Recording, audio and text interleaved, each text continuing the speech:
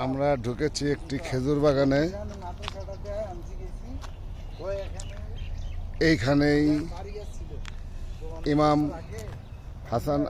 ইমাম হুসাইন আলাইহিসসালামের ছেলে জয়নুল আবেদিনের বাড়ি। ওই যে খেজুর বাগানটা দেখা যাচ্ছে ওটা হচ্ছে সালমান ফার্সির খেজুর বাগান। আর এই যে এইখানে যে মাদ্রাসাটা, এই মাদ্রাসা এইখানেই ছিল। আমরা জিজ্ঞাসা করলাম, এইখানেই ছিল হচ্ছে আমাদের ইমাম হুসাইন আলাইহিসসালামের সন্তান জয়নুল আবেদিন, হযরত জয়নুল আবেদিন।